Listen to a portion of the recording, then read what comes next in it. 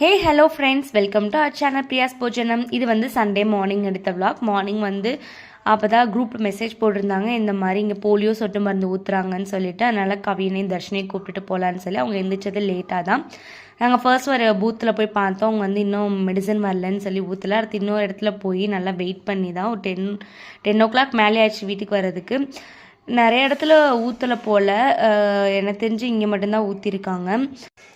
And வரப்பே வந்து வீட்டுக்கு வந்து ஃபிஷ்ஷு கொஞ்சம் சிக்கன்லாம் வாங்கிட்டு வந்துட்டோம், கொஞ்சம் வெஜிடபிள்ஸ் எல்லாமே காடை முட்டையே சேர்ந்து தான் வாங்கிட்டு வந்திருந்தோம். வீட்டுக்கு கொஞ்சம் மதியத்துக்கு வந்து கெஸ்ட்டு வராங்க, அதனால்.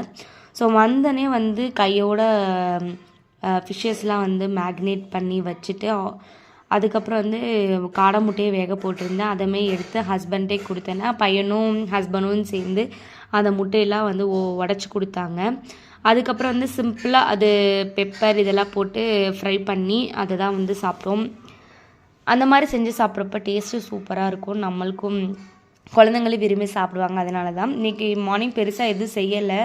அதனால் தக்காளி சட்னி முதல் நாள் வச்சது இருந்துச்சு. கப்பக்கிழங்கு ஹஸ்பண்ட் வாங்கிட்டு வந்திருந்தாங்க. தக்காளி சட்னி, கப்பக்கிழங்கு அண்ட் காடை முட்டை, அதுக்கப்புறம் பொமோகிரானட் ஜூஸ் போட்டு குடித்தோம். வீட்டில் இருக்க ஒரு நாள் இந்த மாதிரி தான் சாப்பிட்றது. நம்ம சேனலை மறக்காமல் சப்ஸ்கிரைப் பண்ணிக்கோங்க. Bye bye.